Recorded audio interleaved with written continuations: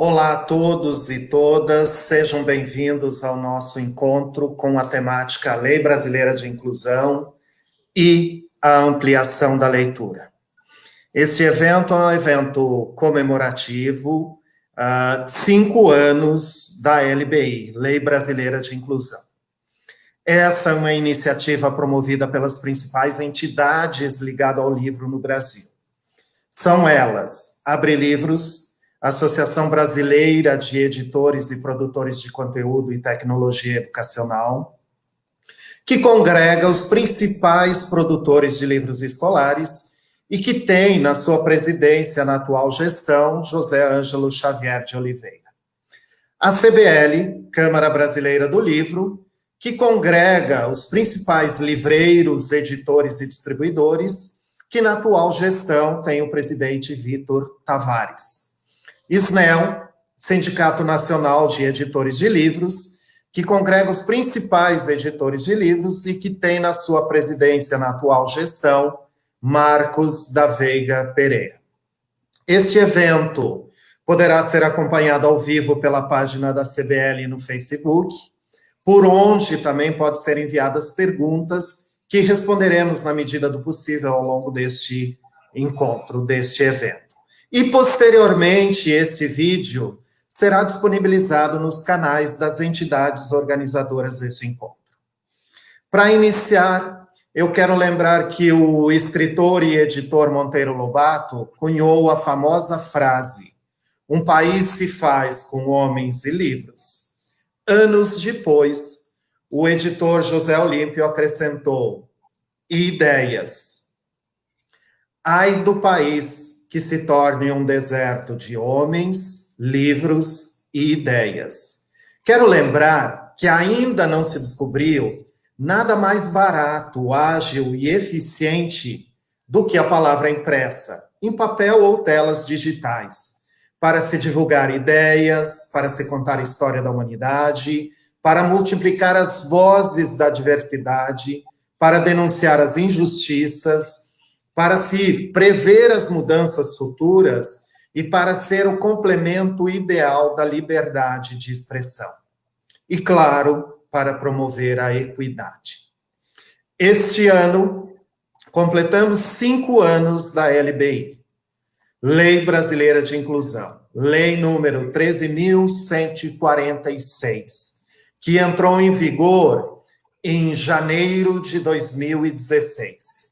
A lei tem o objetivo de promover e assegurar, em condições de igualdade, o pleno exercício dos direitos e liberdades fundamentais pelas pessoas com deficiência.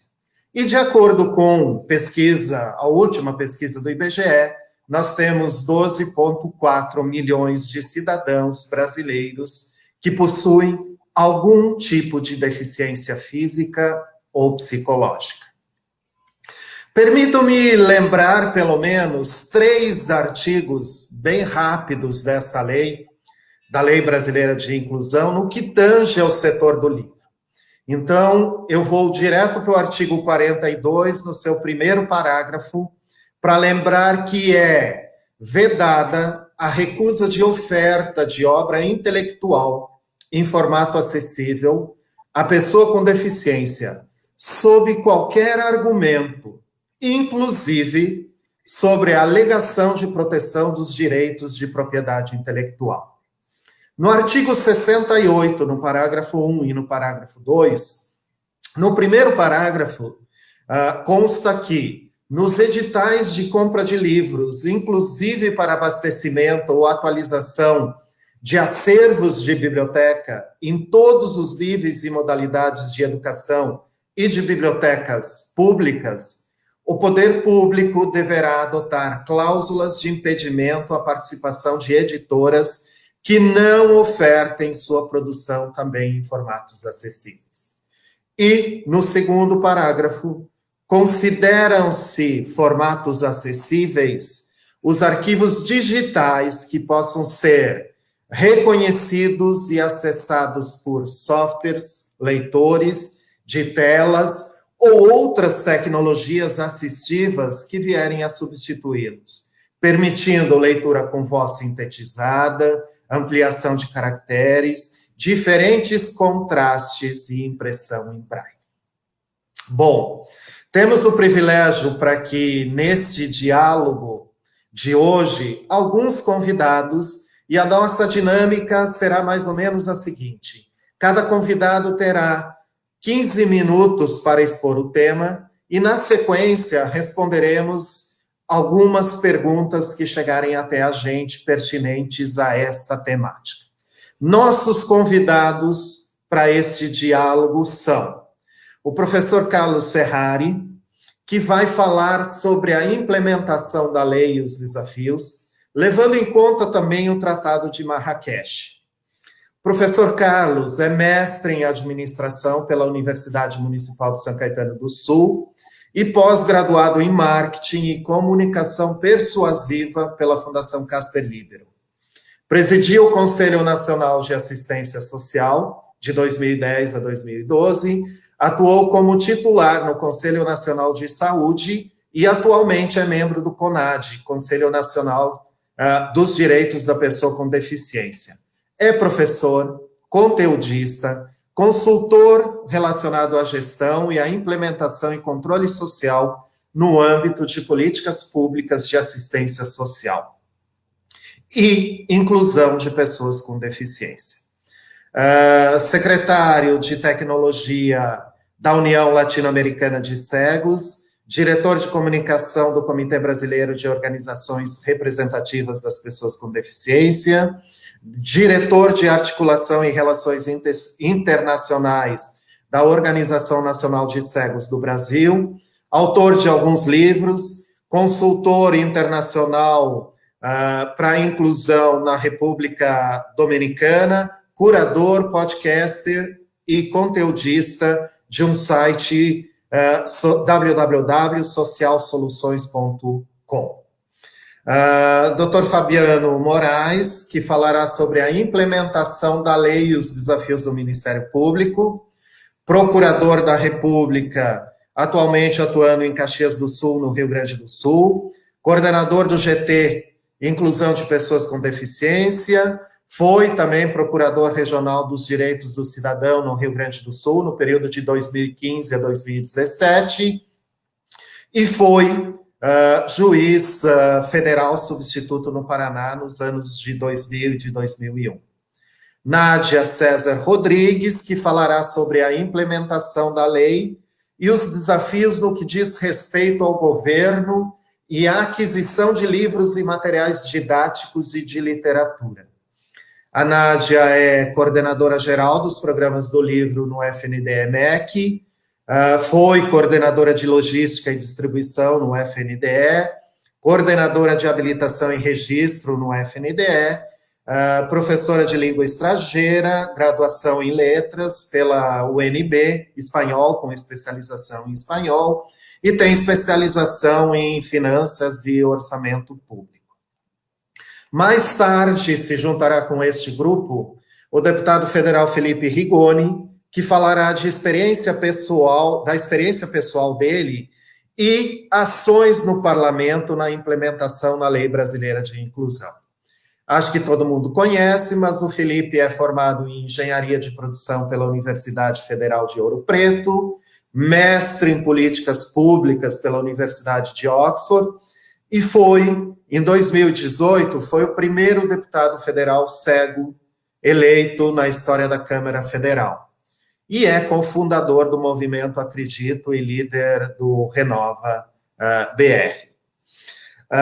Neste momento, passo, sem mais delongas aqui, passo a palavra para o professor Carlos Ferrari. Bem-vindo todos os participantes. Professor Carlos, bem-vindo, para que você fale sobre a implementação da lei, os desafios, levando em conta também o Tratado de Marrakech. Bem-vindo, bom dia, professor. Olá, bom dia, Lauri, bom dia aos colegas de mesa. Quero dizer a vocês que é uma honra tomar parte desse debate às vésperas do Dia Internacional de Luta da Pessoa com Deficiência. às vésperas do dia 10 de dezembro, onde também nós vamos celebrar o aniversário da Declaração Internacional dos Direitos Humanos, ou seja, o mês de dezembro, que também marcou durante muito tempo e marca a realização de conferências nacionais no Brasil, é sempre um mês muito valioso, muito precioso para nós que militamos na luta por direitos. Então, quero cumprimentar vocês pela iniciativa de chamar uma conversa como essa e de fazer desse espaço na internet um espaço de exercício de cidadania e de troca de ideias. Eu organizei aqui a minha fala em alguns tópicos, espero dar conta nesses 15 minutos que me cabem de provocar cada um deles. Peço já de antemão desculpas por eventuais ruídos, a gente está em casa e nesse tal novo normal tem cachorro, tem, enfim, todo tipo de ruído, e aí espero que ainda assim a qualidade do áudio seja aí à altura de um evento dessa natureza. Bom, ao cumprimentar os organizadores e começar a introduzir aqui o tema, eu peço licença a vocês para me posicionar nessa conversa, para trazer como pano de fundo o meu lugar de fala. Já foi lido aí o currículo, mas mais do que as titulações ou o que a gente faz na vida, é importante essa contextualização quando o assunto é inclusão. É muito importante a gente trazer para a conversa o lugar de fala. Não que ele seja, como diz brilhantemente a querida Djamila Ribeiro, não que ele seja um diferencial que coloca quem se posiciona a partir daí como autoridade maior ou como detentor da verdade absoluta, mas é importante sim contextualizar o lugar de fala, porque ele vai dar a você que me ouve, aos interlocutores que me ouvem, uma dimensão de como eu estou tratando a implementação, a importância do Tratado de Marrakech, como eu estou tratando o tema que me foi proposto.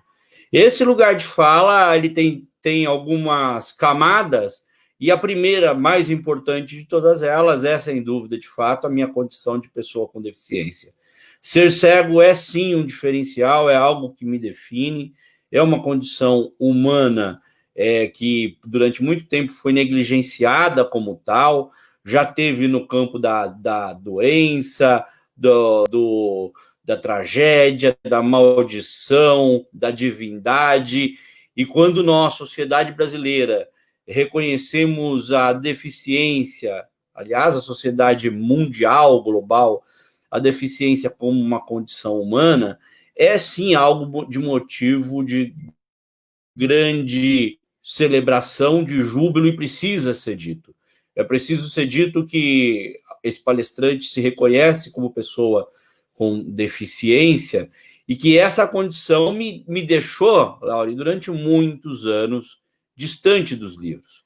As minhas opções eram muito pequenas, e esse buraco, esse gap histórico me fez depois, me faz até hoje, buscar correr atrás, ainda mais nesse caso aqui tem um tempero a mais, que alguém que é apaixonado por leitura. Então, foi muito complicado passar uma adolescência, a pré-adolescência, com títulos muito raros, ouvindo os colegas falando de um montão de livros que estavam curtindo, e a gente não tinha acesso a isso. Além da condição de pessoa com deficiência, eu também trago aqui para o debate a condição de educador. Alguém que vê, como você mesmo disse, na sua bela fala de abertura, alguém que vê o poder transformador da literatura. Nada tem mais potência para edificar uma sociedade, para fazer com que as pessoas possam adquirir valores e expressar os seus valores e fazer com que eles sejam compartilhados, inclusive rompendo barreiras de ordem econômica, rompendo barreiras de caráter social, a literatura tem esse poder. E como educador eu testemunhei isso, e à medida que fui tendo condição de poder ter mais acesso a conteúdo literário, obviamente que isso ganhou ainda mais potência. Por fim, o terceiro lugar aqui, a terceira camada que me traz para o lugar de fala, que compõe meu lugar de fala, é o de militante, de líder, né? Vocês viram aí, atualmente como primeiro vice-presidente da União Latino-Americana de Cegos, diretor de algumas organizações aqui no Brasil, alguém que tem acompanhado a luta pelo direito à leitura, consolidada a partir do Tratado de Marrakech como uma luta por direitos humanos. Olha que beleza, que coisa linda. O Tratado de Marrakech posiciona, então, o acesso à leitura como um direito humano a ser assegurado, na medida em que, quando esse direito é violado, negligenciado, ele exclui de maneira, por vezes, irreversível, porque a perda é muito grande, exclui pessoas de vivenciar, de experienciar momentos de vida de maneira muito cruel. Então, o Tratado de Marrakech ele resgata esse direito e, por meio de uma articulação belíssima entre autores, mercado e estados-nação, se configura talvez um dos tratados mais modernos que a gente pôde acompanhar como dirigente, como militante do movimento das pessoas com deficiência. A LBI aparece nesse contexto, e aí é importante a gente... Quero convidar você que talvez não tenha tanto domínio desse tema, que nos assiste ou agora, ou depois com esse vídeo gravado, é importante compreender como a LBI chega na vida das pessoas com deficiência.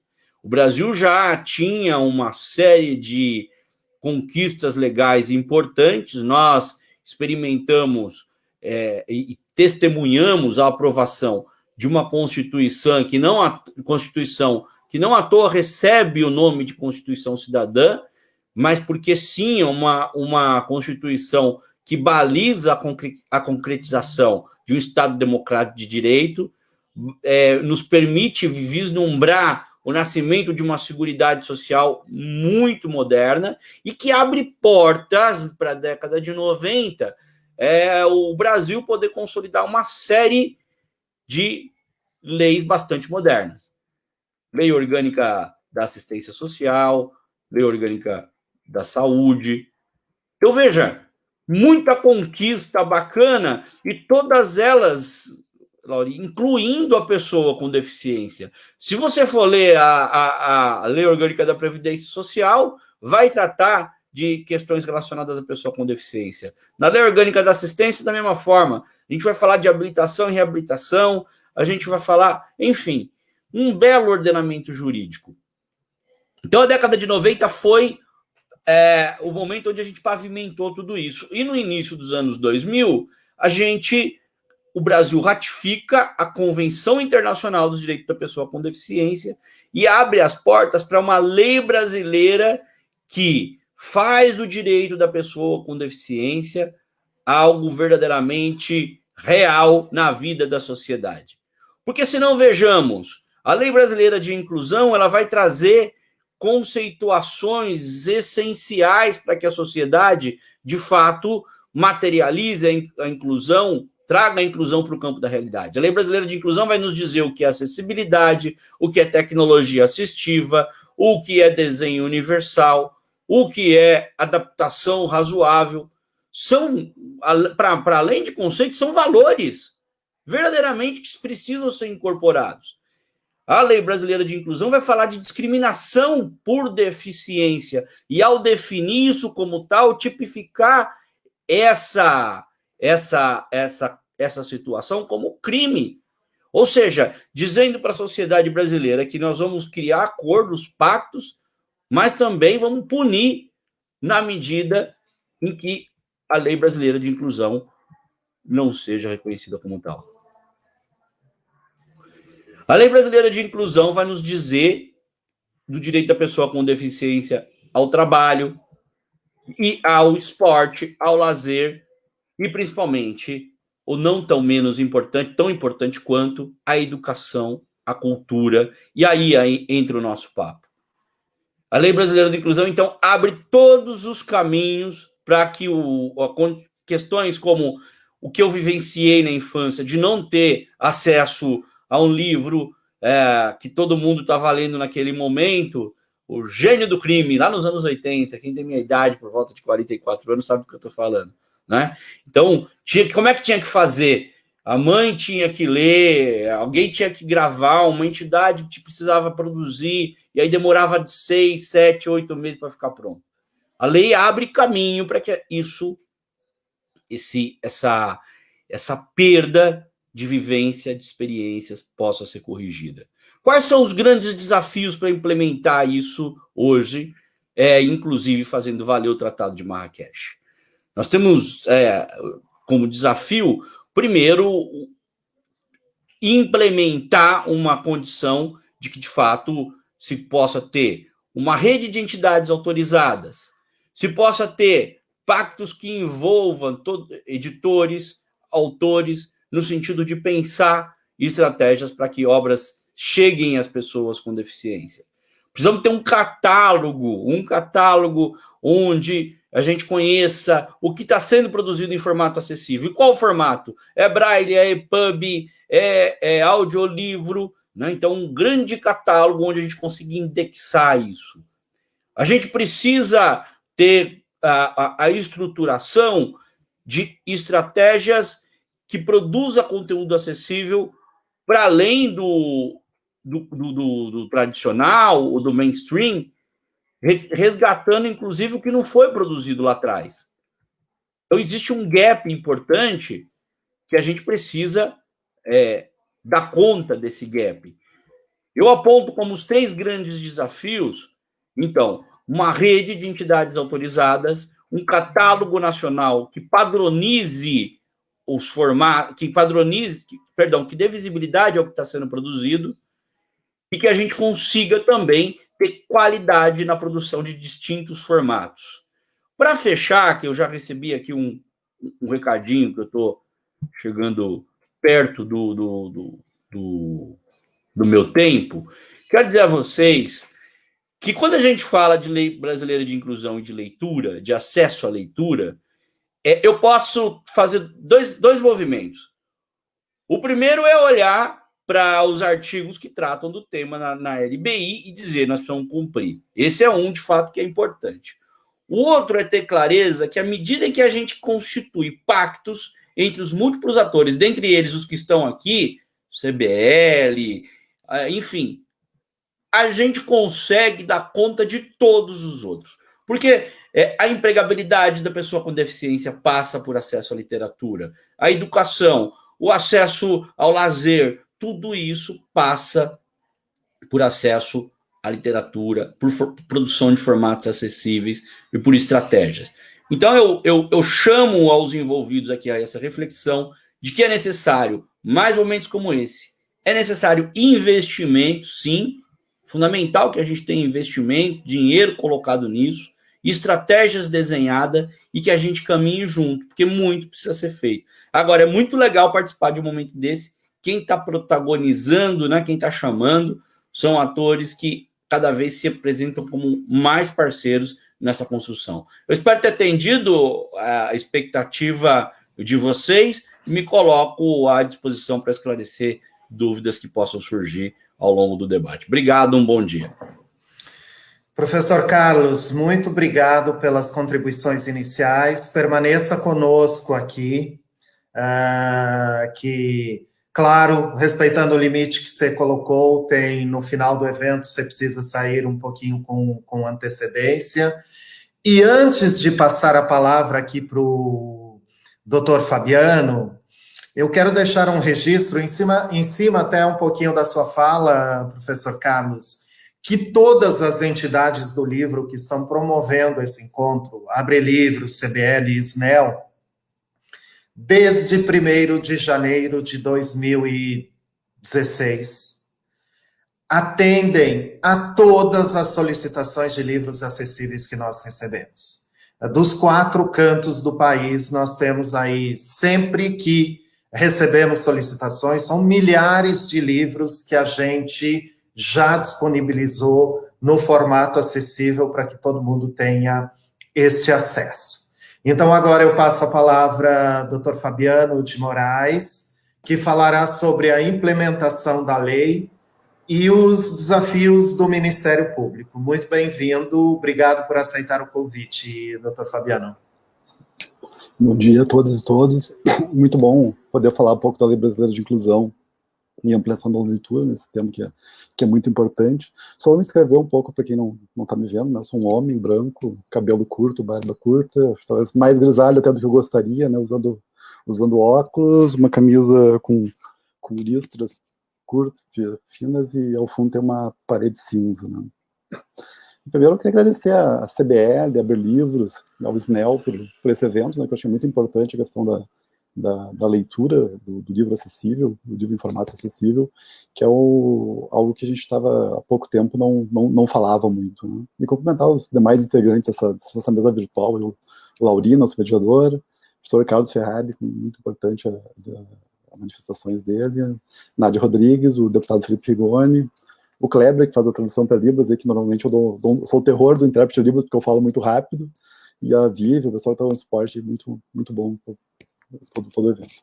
Mas eu acho que é sempre importante a gente começar a falar dos direitos das pessoas com deficiência, porque ele, além de ser um direito das pessoas com deficiência, né, ele também eu acho que é um direito que abrange toda a sociedade, né?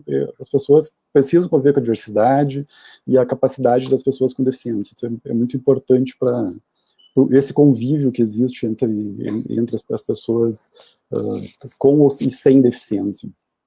E acho que agora, há pouco tempo, a gente começou a falar de capacitismo, né, que era um termo que a gente não ouvia muito, a gente ouvia muito racismo, muito questão em relação à discriminação contra a mulher, e agora também está tendo mais essa consciência da discriminação contra as pessoas com deficiência, de achar que elas não têm a capacidade.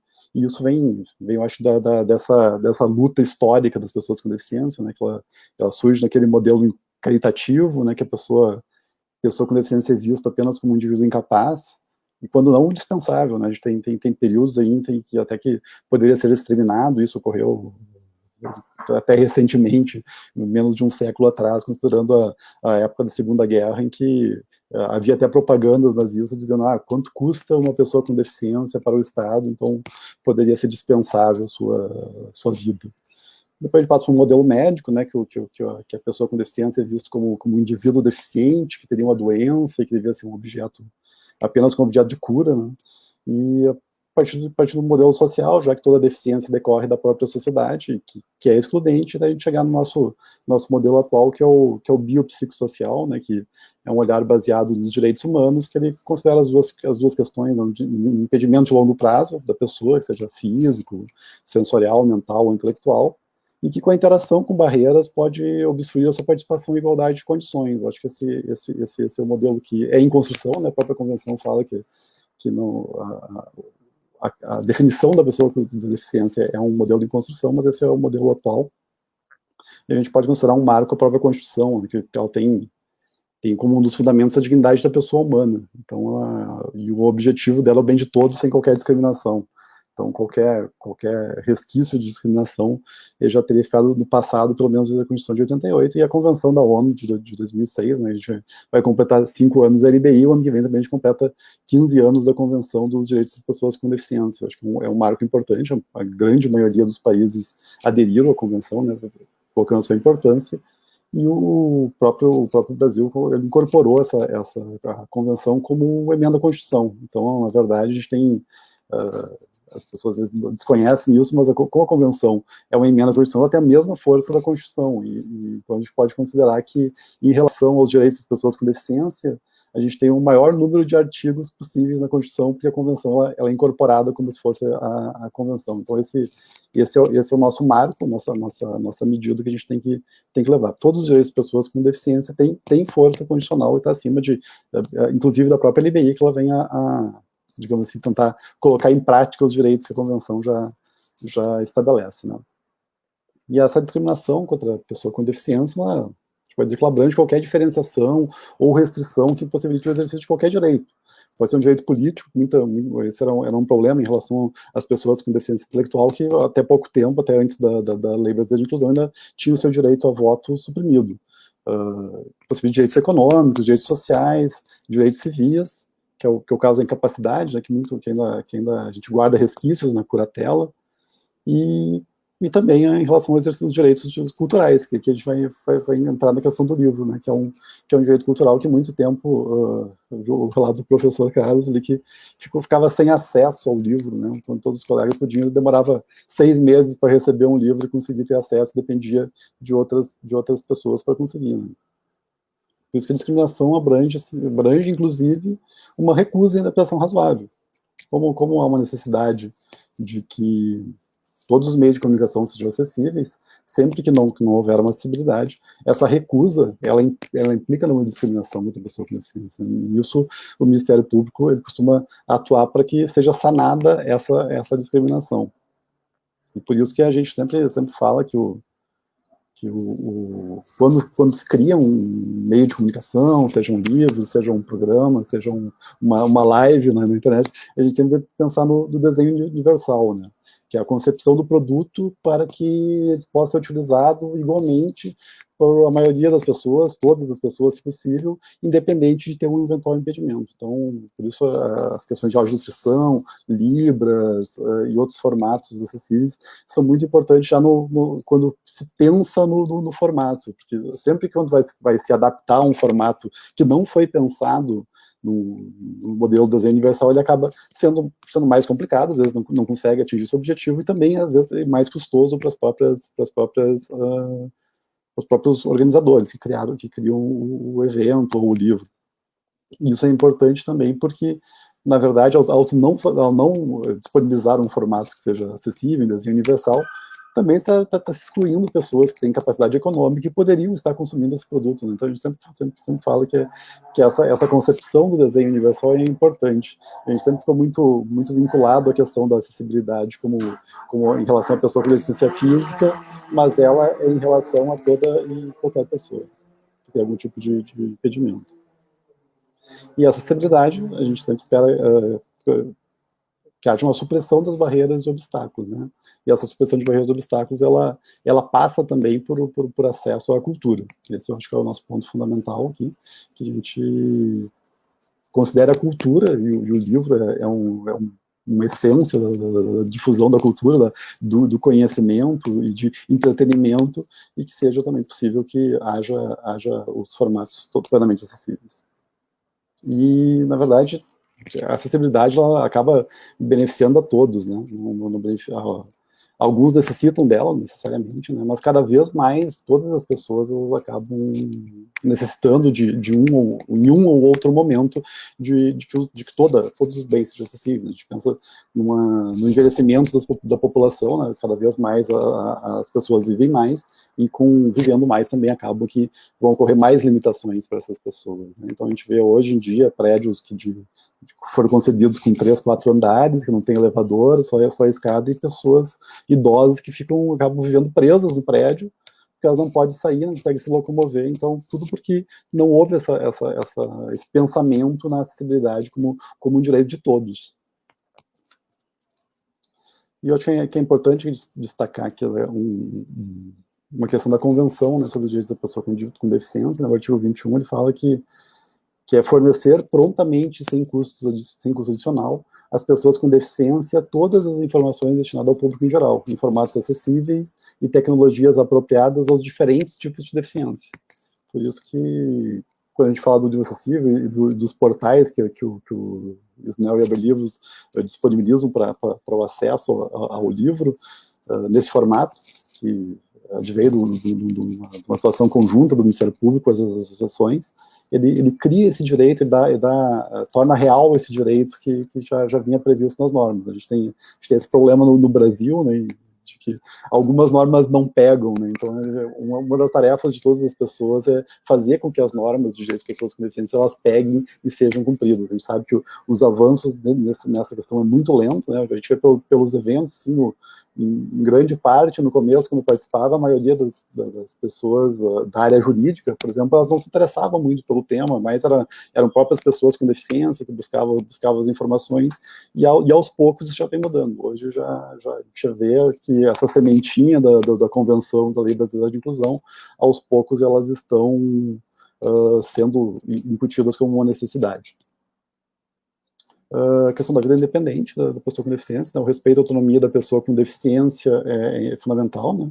Então, para que ela possa tanto decidir sobre a sua vida, como realizar qualquer ato sem a necessidade de um auxílio de terceiro, né? Por isso que não ter a dependência de alguém ter que ler o livro, ou de alguém fazer uma tradução, já conseguir esse formato de uma forma mais clara e mais efetiva, né? Eu acho que é um dos desafios assim, que a gente tem no Ministério Público também de garantir os direitos, e às vezes a gente tem até um pouco meio esquizofrênico em algumas coisas, né? A gente atua para defender os direitos das pessoas com deficiência e às vezes na nossa própria, internamente, a gente tem que atuar também contra o próprio Ministério Público, né? Foi uma luta muito grande em relação à acessibilidade dos nossos portais, do acesso aos próprios prédios do Ministério Público, muitos considerado 10, 15 anos atrás, não estavam acessíveis ainda, e é uma luta que às vezes nem 100% estão ainda, e a gente está conseguindo aos poucos, internamente, também resolver esses problemas, né? E eu acho que não poderia deixar de citar também a questão da educação inclusiva, né, agora que eu acho que até por conta da liminar do Supremo Tribunal Federal foi dada ontem pelo ministro Toffoli, que era um decreto que dificultava, de certa forma, um acesso a uma educação verdadeiramente inclusiva, né? Porque o decreto ele já presumia uma falta de capacidade da pessoa com deficiência e que poderia a educação ser realizada em escolas especiais, onde há uma segregação em relação a isso. Então, eu acho que foi bem-vinda a decisão do ministro Toffoli, agora, até no momento de comemoração do Dia de Luta da Pessoa com Deficiência, né, porque é uma luta também, a educação inclusiva, a gente sabe que muitas pessoas com deficiência, os próprios pais, a gente sabe da dificuldade de uma verdadeira inclusão numa escola uma escola regular, né? A gente sabe que muitas escolas regulares elas não aceitam ou conseguem, de alguma forma, acabar discriminando as pessoas com deficiência, que ela é um empecilho aos demais alunos, mas essa convivência e essa luta ela também é muito importante, né? Então, a gente acho que é um ponto que, assim, que acho que cabe destacar agora, né? Porque normalmente a questão do livro está muito ligado também à educação, né? A gente viu uma ampliação dos números de alunos com deficiência na escola regular nos últimos anos, e isso é algo que é bem-vindo para todas as pessoas, né? Essa convivência com a diversidade, ela, além de pessoas que acabam aprendendo de uma forma melhor, ela acaba criando cidadãos melhores, né, que eu acho que também é um dos papéis da escola. Então, eu acho que essa questão, eu acho que é muito, muito relevante nesse momento, e eu acho que um dos pontos que a Lei Brasileira de Inclusão e a Convenção ela veio definindo isso, e a gente tem que, pelo menos, seguir a Convenção. Se o Brasil aderiu à Convenção, ele tem que, se esse modelo é incorreto ou não, então ele teria que dizer em relação à Convenção que não aceita esse tipo de modelo. Mas é uma luta, e acho que cada ano que passa a gente vê avanços pequenos, são muito difíceis as questões das pessoas com deficiência, as barreiras são muitas ainda, mas aos pouquinhos, com o passar dos anos, elas vão diminuindo, mas a gente sabe que é uma luta que não vai ser, provavelmente daqui a 5 anos, quando comemorar 10 anos da Lei Brasileira de Inclusão, a gente vai ver que ainda tem muitos pontos a ser avançado em relação à lei e a sua efetiva implementação, né? Eu acho que eu já estou quase esgotando o meu tempo aqui, né? E eu queria agradecer a oportunidade de participar do evento e torcendo aí que pela difusão do livro no formato acessível seja cada vez maior, né? Acho que todos nós necessitamos desse formato disponível para todos. Muito obrigado. Doutor, nós aqui agradecemos, doutor Fabiano, as suas contribuições, as reflexões aqui. Quero lembrar que perguntas já estão chegando lá pelo Facebook da CBL, nos comentários, e o bloco final nós faremos algumas perguntas, então, quem não enviou e tem interesse, ou tem dúvidas, ou quer enviar, por favor, coloque nos comentários. Agora eu chamo para esse nosso diálogo a Nádia César Rodrigues, que está aqui conosco, que vai falar sobre a implementação da lei e os desafios no que diz respeito ao governo e as aquisições aí de livros e materiais didáticos e de literatura junto ao governo federal pelo Programa Nacional do Livro Didático. Nádia, a fala é sua agora. Bom dia, Lauri, bom dia a todos. Bom dia ao professor Carlos, bom dia ao procurador Fabiano, bom dia ao Kleber, nosso intérprete. O que falar depois dessas duas referências, né, Lauri? A gente tem aí o professor Carlos, que realmente é uma sumidade na área de acessibilidade, que a gente aprende cada vez que o escuta, né? A gente lê o material que ele faz, a gente consome o conteúdo produzido por ele. O procurador Fabiano também é uma referência no que faz, já há muito tempo, assim. A gente percebe a luta dessas pessoas, mais do que uma profissão, é mesmo uma missão mesmo, né? E eu acho que cada vez mais a gente precisa valorizar demais esse tipo de cidadão, esse tipo de personalidade dentro da nossa sociedade, que são capazes de ultrapassar a barreira do que é minha obrigação e passam a lutar por causas necessárias, né, e urgentes. Muito orgulho de participar dessa mesa, de verdade. Sei que estou muito aquém de toda a formação e a especialidade das pessoas que integram essa mesa, e muitos que estão também na plateia aí, eu estou vendo as perguntas, estou vendo a participação e interação. Não sou uma sumidade em acessibilidade, muito pelo contrário. Gostaria de inicialmente me descrever. Eu sou uma menina, né, Lauri? Uma menina, né? Sim, sim. Jovenzinha. É uma jovenzinha de 42 anos, sou branca, tenho cabelos avermelhados quase que naturalmente, estou vestindo uma blusa azul marinho, cheia de frufru, e estamos em casa, né, diante do cenário que a gente está, estamos trabalhando em casa, mas acho maravilhoso que estamos todos bem, né, estamos conseguindo realizar as nossas missões todas, mesmo de casa, e isso é o que nos motiva todo dia, né, a seguir. Queria fazer uma apresentação, porque eu estava falando para o Lauri, eu sou professora, então eu preciso da apresentação na minha vida, mas eu vou buscar descrever o máximo possível as imagens que sejam realmente relevantes nessa apresentação. Vou compartilhar com vocês, então.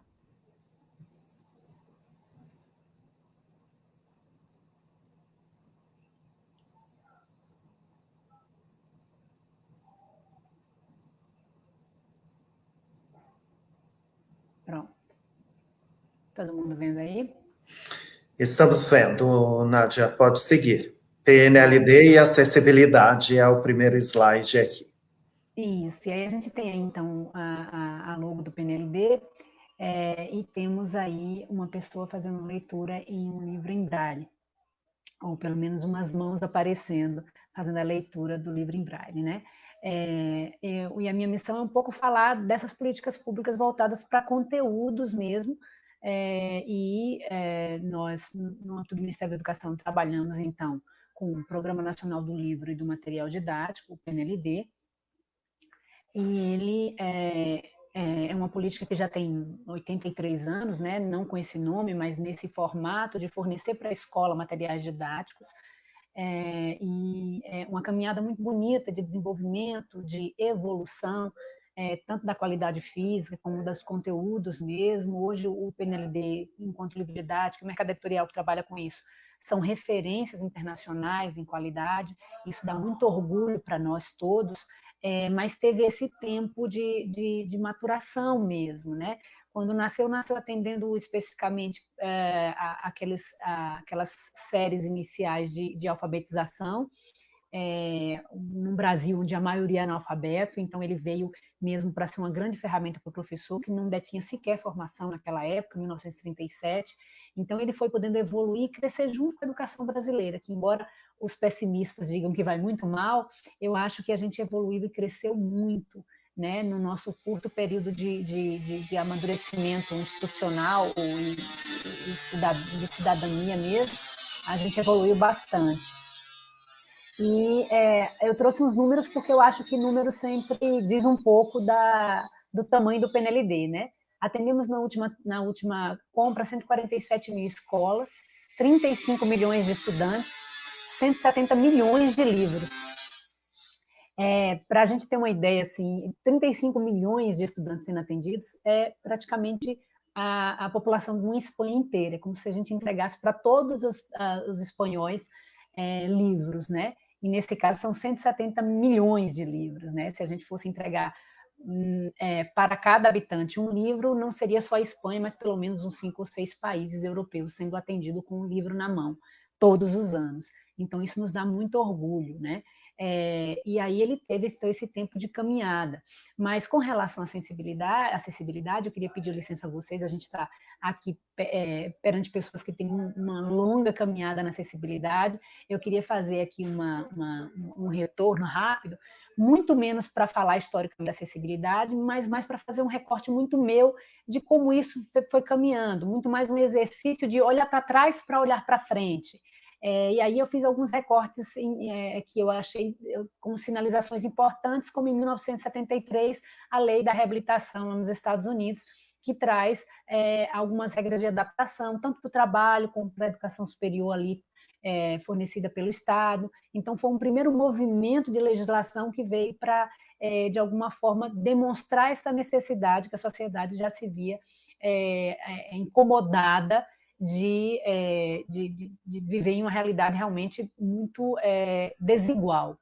E aí, em 1980, a gente tem a ADA, que é a American with Disabilities, que ela proibia a discriminação, promovia acessibilidade. É outro movimento muito importante, porque a discriminação até então era a regra, né? E isso demonstra muito a nossa capacidade de ir amadurecendo aos poucos, né? Em 1993, a ONU publica as normas sobre igualdade de oportunidades da pessoa com deficiência, e isso é um marco importante porque os países, no geral, pudessem seguir, já pudesse ser uma semente para fomentar essa transformação. E aí, voltando um pouquinho no Brasil, década de 80 foi muito rica nesse processo de discussões sociais e de transformações importantes, e aí a Constituição traz já um marco dessa discussão sobre acessibilidade, quando apresenta alguns dispositivos ali de acessibilidade, especialmente para estruturas físicas. Isso foi bastante importante. Em 2009, a gente teve o decreto 6.949, né, que, enfim, promulga a Convenção Internacional dos Direitos da Pessoa com Deficiência, que é de 2007. Isso são marcos importantes, no meu ponto de vista, porque demonstram como foi que a gente foi caminhando, né? Foi de forma muito, talvez muito mais devagar do que a gente precisasse, mas foi uma caminhada constante. E aí eu trouxe essas duas fotografias. Na parte de cima, nós temos um ônibus aí da década de 80. Eu tirei isso de uma notícia de jornal. Uma empresa chamada Cuba, ela tinha um funcionário que ficou paraplégico, e aí ela pegou um dos seus ônibus e adaptou para esse funcionário. Então, ela fez uma porta na parte de baixo do ônibus, de forma que a cadeira pudesse ser colocada ali. Isso foi uma notícia, gente. Isso foi um acontecimento na década de 80 no Brasil. Porque não se tinha nem notícia disso. Então, eu acho que essa fotografia marca muito um momento histórico mesmo. E aí nós temos embaixo um ônibus escolar amarelo com tarja preta, marcado com o símbolo da acessibilidade, que é o ônibus escolar padrão do que o FNDE licita para aquisição e atendimento por meio dos programas de atendimento às escolas de educação básica. É o ônibus que é adquirido para os municípios todos do Brasil. É um ônibus que foi desenhado com estrutura e com especificações que se adequam à realidade brasileira. É um ônibus bastante robusto, que atende às estradas brasileiras, e ele tem como obrigatoriedade essa acessibilidade. Então, tem ali o dispositivo de subir a cadeira, por exemplo, que é um dispositivo que precisa de mais instrumentos para que isso aconteça de forma confortável e adequada e segura, né? Então ele tem todas as marcações de acessibilidade necessárias, e aí isso mostra um pouco da evolução do processo. Então hoje no Brasil a gente pode ter em centenas, milhares de municípios esse ônibus como uma realidade para os nossos estudantes. E dando continuidade aqui, eu voltei um pouquinho mais no tempo, 1664, quando Luís XIV, né, o rei Sol lá da França, ele decide fazer, então, o Palácio de Versalhes, que é uma obra-prima da arquitetura, é um dos lugares mais harmônicos e bonitos do planeta, eu acho, do meu ponto de vista. E ele, quando ele foi construir, ele insistiu com a equipe que estava construindo que eles precisavam ver a necessidade que ele teria lá no futuro, na velhice, de acompanhar seus convidados pelos salões, pelos jardins. Os jardins de Versalhes são maravilhosos. Então, que pensassem nisso, que ele ia envelhecer e que ele precisaria dessa mobilidade. E aí o arquiteto de então ficou, né, achou aquilo uma coisa inusitada. Como assim você está preocupado com isso? Né? Você vai, eu vou fazer um desenho da minha arte a partir de uma necessidade sua, né? Então eles sentiu como se fosse algo muito, muito realmente inusitado. E essa informação está numa pesquisa da Lígia Figini, de 2006, e aí eu mostro o pátio ali do Palácio de Versalhes, e no fundo tem o jardim, que é extremamente bonito e cercado de uma vegetação muito densa, um lugar realmente admirável.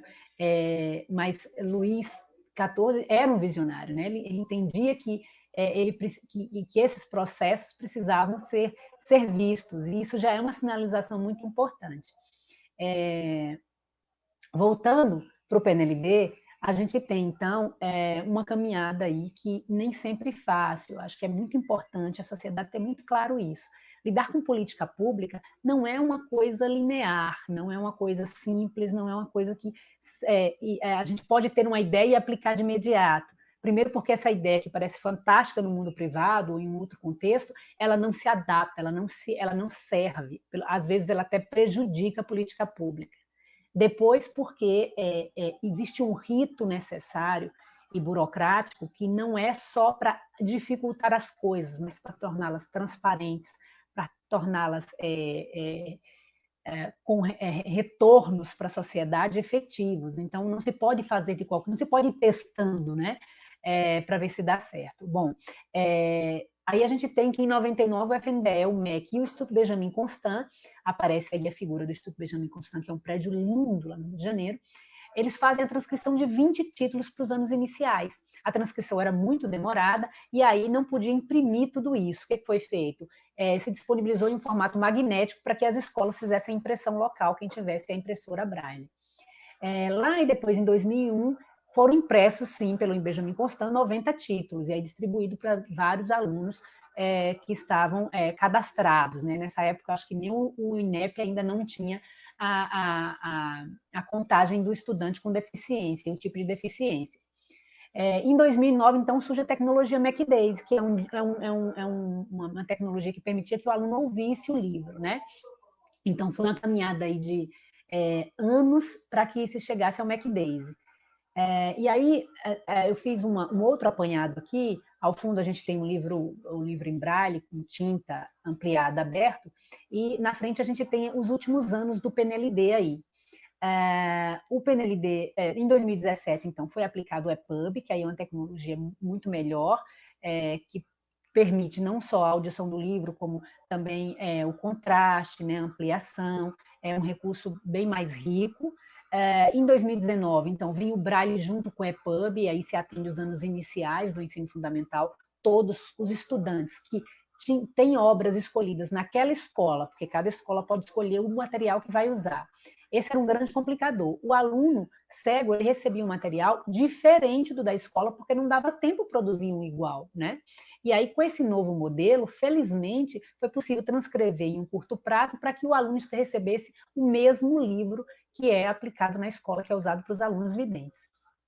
E aí ele foi junto com o EPUB, o EPUB também, para quem tem baixa visão, quem tem dislexia, também pode usar o EPUB. E aí, em 2020, a gente conseguiu fazer a ampliação desse atendimento vendo o professor Carlos falar sobre essa coisa do acesso, né, da restrição de acesso a livros para a pessoa cega, eu me coloquei justamente nesse lugar, assim, eu falei, gente, se eu chegasse no 6º ano e eu não tivesse condição nenhuma de utilizar um livro, eu não tivesse mais acesso a livros para ler, o tamanho da frustração que seria, porque eu também sou apaixonada por livros e acho que sou daquelas que tem memorizado o nome do autor do livro de biologia, de português, na época, em que fazia o ensino fundamental. Então, felizmente, foi possível, por meio da colaboração de muitos, a ampliação desse atendimento, e aí passou a receber com Braille e EPUB também o 6º ou 9º ano, então o ensino fundamental inteiro recebendo Braille.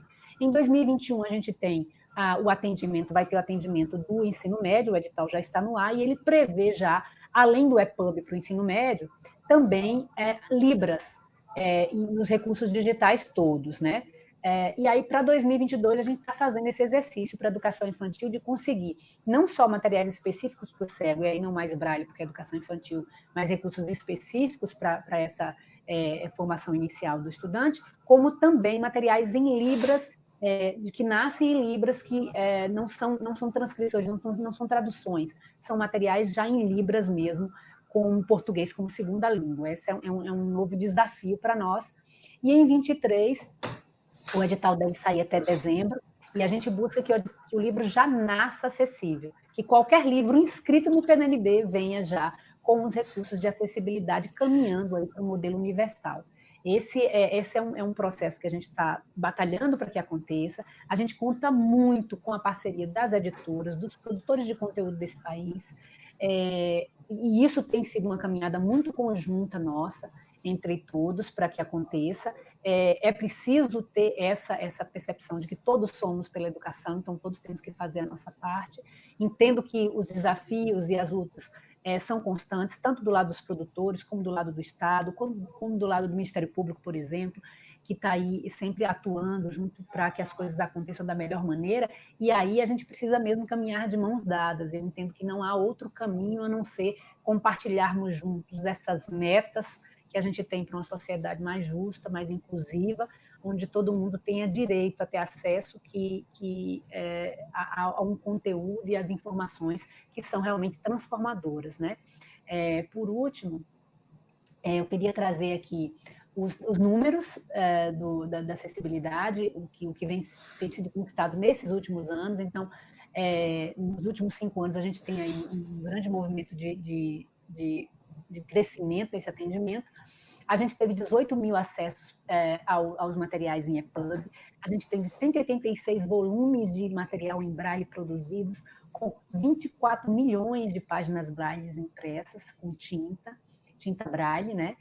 39 mil kits com conjuntos de livros do Braille, todos os títulos do PNLD, do ensino fundamental ao médio, todos transcritos também seja 638 títulos para o ensino fundamental e mais as transcrições, as conversões para EPUB no ensino médio. Nós investimos 28 milhões para atender todos os estudantes da educação básica com acessibilidade no requisito cegueira ou baixa visão e dislexia. 5.114 estudantes atendidos com material em Braille nesse caso, né? Vocês viram que acessos foram 18 mil acessos para o material em EPUB. Então, esses números nos dão muita alegria e a certeza de que a gente tem que multiplicar isso ainda muito mais, não só para a cegueira, como para outras deficiências que precisam ser atendidas. A gente entende que isso é um primeiro passo, mas que a gente precisa dar esses passos para que a gente possa construir uma estrada lá na frente, né? E por último mesmo, eu trouxe uma fala do Sêneca, que eu gosto muito, que ele diz que muitas coisas não ousamos empreender por parecerem difíceis. Entretanto, são difíceis porque não ousamos empreendê-las. Então, acho que a gente está nesse momento da sociedade brasileira em que a gente tem a necessidade de empreender, de tentar, de seguir, apesar de todos os desafios, de todas as dificuldades, seguir em frente. Passei do meu tempo, né, Lauri, eu acho. Nádia, tem números bonitos para serem divulgados e quando trabalhamos juntos aí, sabemos de toda a luta que nós tivemos para colocar alguns programas e atender nesse sentido. Eu te agradeço, Nádia, fica conosco aqui, que ainda tem algumas perguntas para você. E agora eu quero chamar aqui para o nosso diálogo o deputado Felipe Rigoni, que está aqui conosco, que falará da experiência pessoal e ações no parlamento na implementação da LBI. Muito obrigado por aceitar o nosso convite, deputado. Obrigado por nos atender nessa solicitação e queremos te ouvi-lo agora neste momento. Bem-vindo.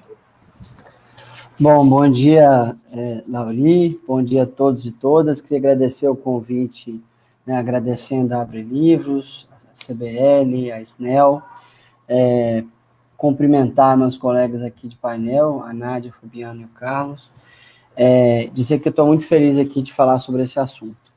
Bom, eu vou falar um pouquinho da minha experiência pessoal neste contexto da leitura e logo após falar um pouco mais sobre as ações no parlamento, né? Veja, acho que o Carlos falou sobre isso no início também. Por muito tempo, eu tenho 29 anos, e por muito tempo a gente ainda eu não tive, mesmo sendo de uma família de classe média alta, eu não tive acesso a coisas acessíveis, né, no geral.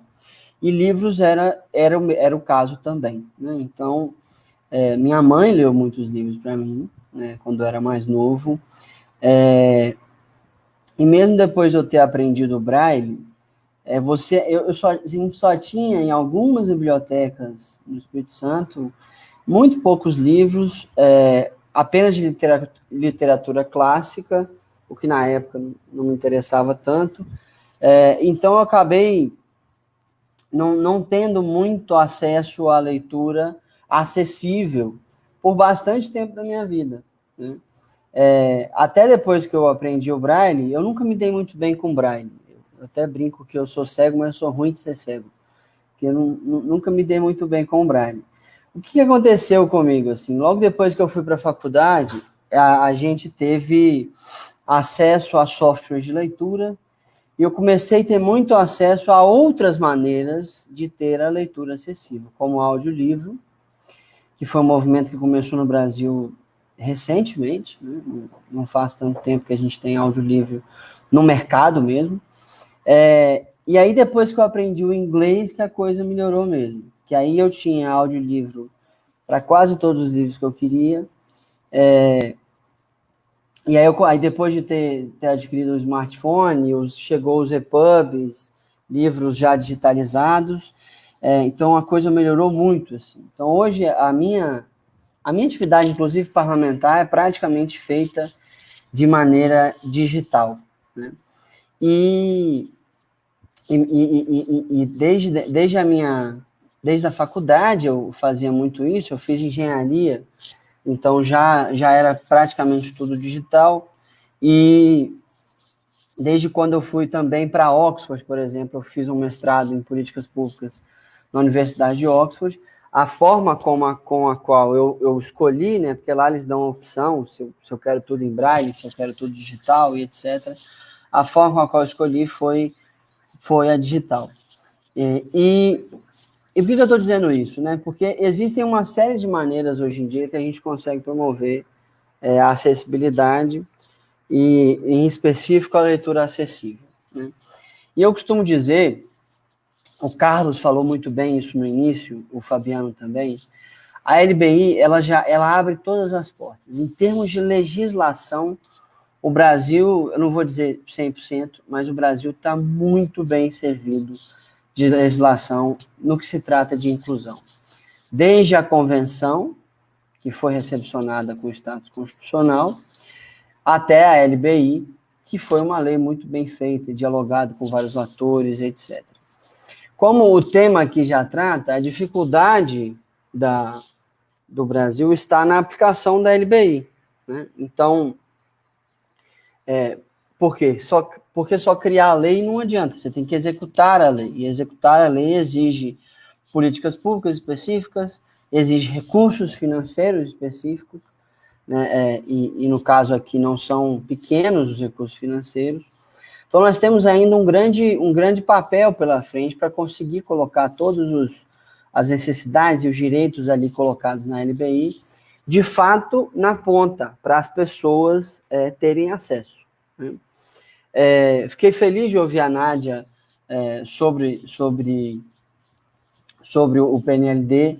É um trabalho que a gente acompanha. Eu sou coordenador da Comissão Externa de Fiscalização do MEC, então é um trabalho que a gente tem acompanhado também. E, assim, a principal coisa, né, que eu acho que a gente vai ter que enfrentar é que boa parte daquilo que tem na LBI vai exigir investimento. Né? No fim das contas, é isso. Então, o desafio central para a LBI, para a aplicação da LBI no Brasil, não é um desafio da LBI, é um desafio brasileiro de equilíbrio fiscal. Tá? Porque o Brasil não tem dinheiro para uma série de coisas. Nós, de fato, precisamos avançar em uma série de reformas, tanto na despesa quanto na receita, para a gente conseguir, de fato, ter recursos suficientes para a gente conseguir aplicar as políticas públicas necessárias. Né? E aí nós estamos falando que desde investimento para que as bibliotecas públicas tenham acesso a livros acessíveis, tanto para manter e ampliar o que o PNLD está construindo, tanto para, por exemplo, uma possível biblioteca pública digital com livros acessíveis também. Isso tudo vai exigir investimento. Né? Então, acho que o ponto central aqui, quando a gente fala de acessibilidade, ou qualquer outra política pública, que eu tenho percebido muito aqui no parlamento, nós estamos numa situação fiscal dramática e isso nos impede de cumprir as políticas públicas que a gente precisa cumprir. Eu sou o que a gente chamaria de fiscalista, né? Justamente porque se a gente não for fiscalista, na minha opinião, nós não vamos ter dinheiro para fazer as políticas públicas tão importantes como, por exemplo, a implementação da LBI. Um outro aspecto que eu adicionaria também é que o Brasil não tem uma política pública desenhada, e isso eu estou tentando desenhar no meu gabinete, para dar acesso a tecnologias assistivas às pessoas com deficiência. Para não dizer que não tem nenhuma, tem um crédito no Banco do Brasil que chama BB mais acessibilidade, inclusive foi cortado pela metade durante esse ano, eram 10 milhões por ano, e esse ano foi só 5 milhões, que é um crédito para as pessoas com deficiência adquirirem equipamentos de tecnologia assistiva. Tem vários modelos no mundo em que o Estado, ele dá, por exemplo, ele paga metade do valor da tecnologia, tem casos que o Estado dá o valor inteiro. Então, assim, por que eu estou falando isso? Porque o que transformou a minha vida, em específico, foi o advento das tecnologias assistivas. Em específico, e mais importante para o meu caso, leitores de telas no computador e no celular, né, que é hoje o que faz o meu trabalho e a minha leitura acontecer. E eu sou um cara que eu leio muito, gente. Eu já li mais de 60 livros esse ano, fora as várias políticas públicas, leis, etc., que eu tenho que ler todos os dias aqui no parlamento. E a tecnologia que transformou isso na minha vida. Então, a gente conseguir dar acesso, e aí não estou falando só da leitura, mas da leitura em especial, por conta do nosso tema, se a gente consegue criar uma política pública que, através do Estado, especialmente quem é mais pobre, né, possa ter acesso a tecnologias como um leitor de tela sofisticado, como seja uma máquina Braille, como uma própria impressora Braille, etc., que possa dar acesso a essa pessoa à leitura, né, de vários livros diferentes, ou a outras, acesso a outras coisas na própria vida, você consegue dar um salto em acessibilidade mais rápido do que ter que esperar, por exemplo, o Estado ter dinheiro para conseguir transformar tudo em livro acessível, transformar tudo em calçada cidadã, etc., etc. Então, acho que a tecnologia ela pode nos ajudar a dar esse salto na acessibilidade. E eu estou desenhando isso no meu gabinete, é um estudo complicado de se fazer, porque não só por conta de recurso financeiro, mas também pelo desenho, né? Como é que a gente vai determinar quais tecnologias vão estar acessíveis, etc. Mas nós estamos desenhando isso justamente porque acredito muito que a tecnologia pode ser uma grande catalisadora da acessibilidade e, por consequência, da leitura. Né? Reforçando, eu sou uma pessoa que tem na leitura não só meu trabalho, mas a minha diversão, e foi a tecnologia, apesar de eu saber Braille, já ter lido livros em Braille, mas foi a tecnologia que me deu acesso à maior quantidade e diversidade de livros que hoje eu tenho acesso. E eu quero reforçar o que o Carlos falou, né? A gente precisa de um pacto, né, em que todo mundo, atores, editores, autores, governo e os próprios consumidores, que são as pessoas com deficiência, façam esse pacto para a gente ter, de fato, os materiais em formato acessível, porque eu posso ter a tecnologia, mas eu tenho que ter o material no formato acessível. Isso é extremamente importante. Finalizando aqui a minha fala, que a sociedade tome conta também desse processo, e não apenas o poder público, mas a sociedade como um todo, e por isso que eu estou tão feliz de estar aqui nesse evento promovido por você. Muito obrigado. Deputado, nós é que agradecemos todo esse relato de experiência e todo esse seu trabalho e esta militância em prol da Lei Brasileira de Inclusão. Eu devia ter feito no início, eu não fiz a minha autodescrição como mediador para quem não nos está vendo, então deixei para o final agora, para o início do debate das perguntas. Eu sou 50 anos de idade, cabelos mais grisalhos, compridos neste momento por conta da pandemia do isolamento, uma barba branca, e eu estou neste momento com uma camisa quase branca, xadrezinha assim, um paletó cinza, falando para vocês aqui de óculos, tá bom? Então, agora eu vou passar, e por ordem de apresentação, professor Carlos, eu tenho duas perguntas aqui que eu vou juntá-las nesse breve relato para você. Então, você, professor, é vice-presidente da União Latino-Americana de Cegos. Poderia relatar outras experiências em países da América Latina sobre acessibilidade, como eles estão trabalhando, que pudesse contribuir para a gente?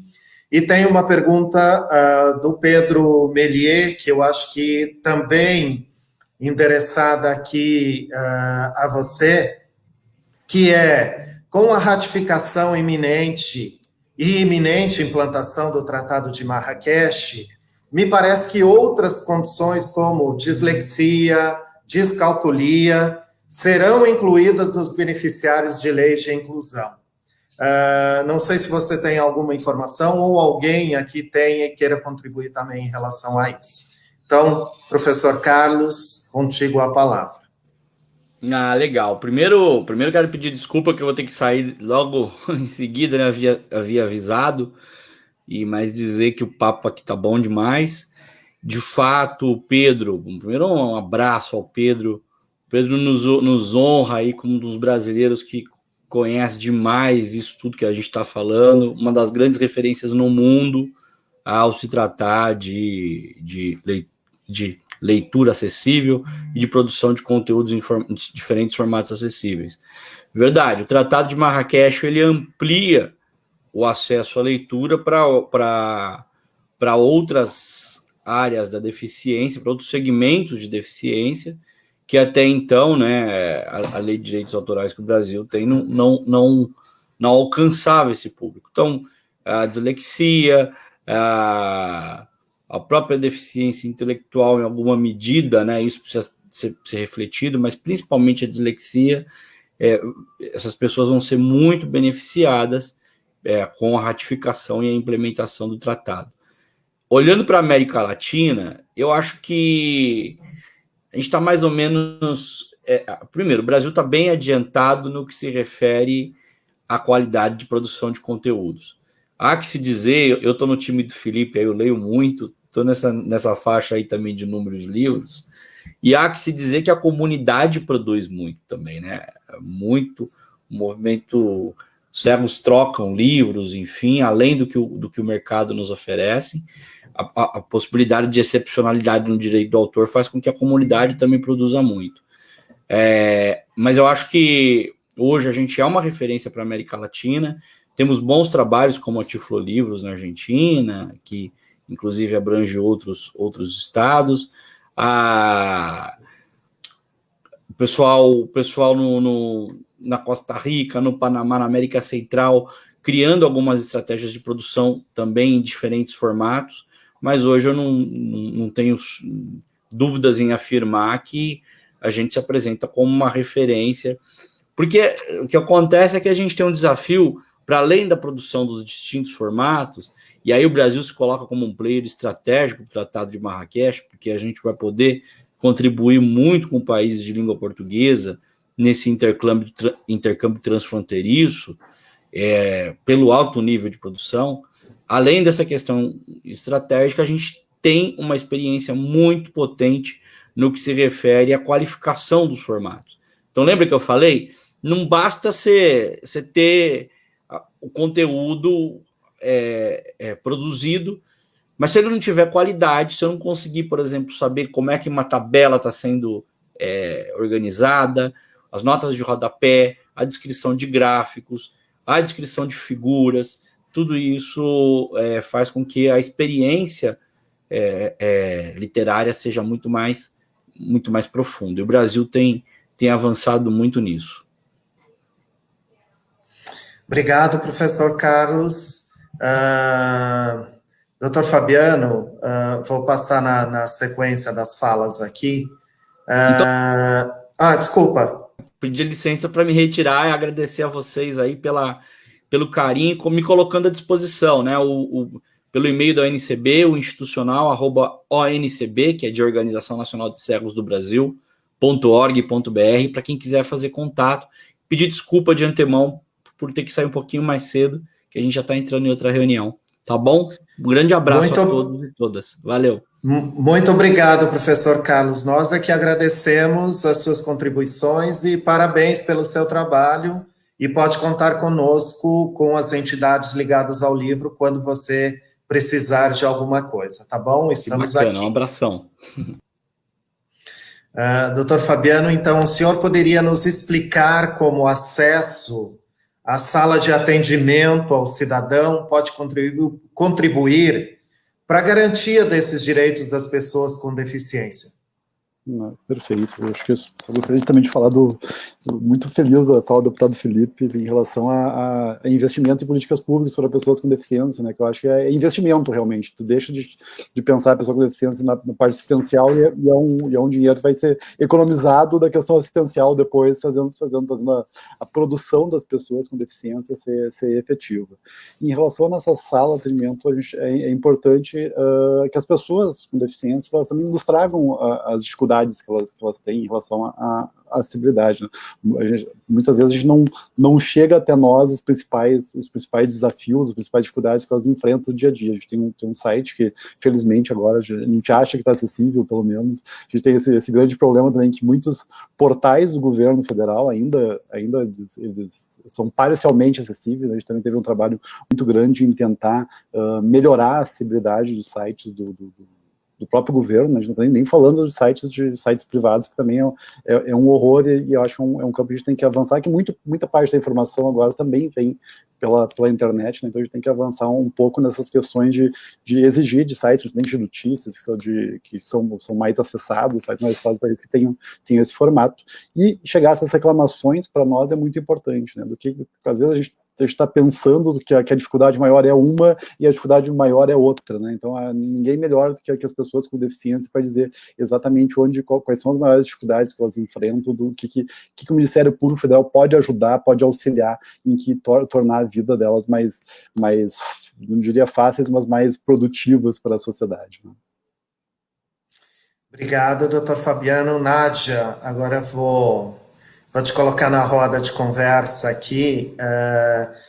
Você se colocou como não especialista, mas você conhece muito do assunto e para a gente, em termos de política pública, para o setor principalmente, você é uma grande defensora dessa política pública sobre acessibilidade. E eu queria que você, depois dos números que você apresentou, eu gostaria que você falasse de alguns casos, alguns relatos do uso desses livros acessíveis diretamente nas redes estaduais ou municipais, que eu sei que chega ao FNDE. Então, comente um pouquinho para a gente sobre isso. Como é que está sendo esse uso lá na escola? Lauri, a gente não é especialista não, mas a gente sempre busca beber na fonte de quem é, né? Então a gente busca muito o auxílio dessa turma aí que está lutando pela acessibilidade, que conhece muito, o Pedro é uma referência nisso, ele tem contribuído em vários momentos, desde que eu entrei no PNLD, eu acho que ele tem sido sempre um suporte importante lá no MEC para a percepção disso, inclusive da evolução no mundo dessas tecnologias, né? Porque para além de todos os desafios, tem o desafio também da gente se manter atualizado, porque felizmente é uma área que cresce muito rapidamente na questão de tecnologias, acessibilidade. E talvez esteja aí a solução para alguns dos nossos entraves, dos nossos obstáculos, né? Com relação ao contato com as redes, a gente tem aquela sensação de que implementada uma política pública, automaticamente todo mundo vai beber daquela fonte e vai dar tudo certo, mas não é bem assim. A gente percebe que é preciso cada vez mais capacitar a ponta para a utilização desses recursos, que a gente tem que abrir discussões amplas sobre isso. A gente tem a ideia de fazer, agora no começo do ano, já um evento em que a gente traga as redes que trabalham com educação especial para falar sobre isso. A gente tem mandado informes, tem feito manuais, passo a passo, orientações, tutoriais. O retorno vem sempre de forma muito agradável. Assim, por exemplo, recebi um vídeo de um estudante chamado Luiz Eduardo, que ele fala o quanto foi transformador para ele ali na educação, no ensino fundamental 1, receber os livros em braille e em EPUB. E aí isso emociona muito a gente, porque é um menino super falante, super expansivo, e é que a gente sabe que aquilo vai ser uma ferramenta viva na vida dele, né? Perdão.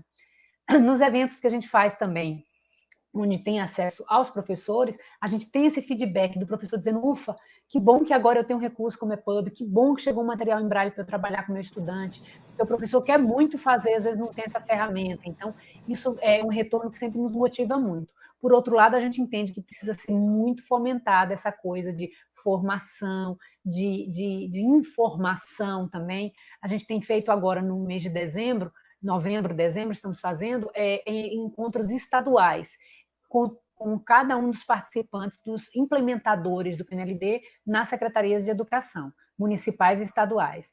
E por causa desse mundo virtual, a gente não pode ir lá, mas, por outro lado, as pessoas estão vindo de forma muito mais fácil, né? Então, aqueles municípios do interior que tinham muito mais dificuldade de ter contato com a gente, acabaram tendo um contato muito maior a partir desses encontros. E uma das pautas desses encontros é justamente essa questão dos materiais acessíveis. Todos perguntam, todos querem saber, então a gente colocou uma parte do encontro só para pautar essa questão, para mostrar como é que acessa, como é que tem acesso ao EPUB, ao Braille, enfim, tem sido uma busca cada vez maior das redes, e a gente entende que quanto mais próximos estivermos, mais a gente vai conseguir usar do jeito certo, não é só disponibilizar, é também dar essa ferramenta da forma adequada para a rede. Eu acho que é um caminho de amadurecimento também, a gente está caminhando junto. Obrigado, Nádia. Deputado Felipe Rigoni, você citou algumas ações que visam garantir aí o trabalho que está sendo feito. Nós temos uma pergunta da Lívia, que ela cita o artigo 68, e diz que o poder público deve adotar mecanismos de incentivo à produção, à edição, à difusão, à distribuição, à comercialização de livros em formatos acessíveis, inclusive em publicações de administração pública ou financiadas com recursos públicos, com vistas a garantir às pessoas com deficiência o direito de acesso à leitura, à informação e à comunicação. O que tem sido feito nesse sentido? E eu acrescento uma pergunta aqui. E como a gente pode ajudar isso enquanto entidades do livro, enquanto sociedade em geral?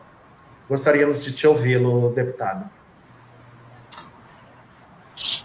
Excelente. Veja, no parlamento, o que a gente pode fazer para além da lei em si é a fiscalização, né? E eu não tenho visto no governo federal, pelo menos desde que eu fui eleito, uma política pública proativa no incentivo de produção, edição, etc., de livros e materiais no formato acessível. Eu retorno ao meu ponto inicial da questão das finanças, tá? Tudo que a gente está falando aqui, ela vai nos custar, de uma maneira ou de outra, algum dinheiro, né? E o Brasil está numa situação fiscal muito dramática. Por que eu estou insistindo nisso?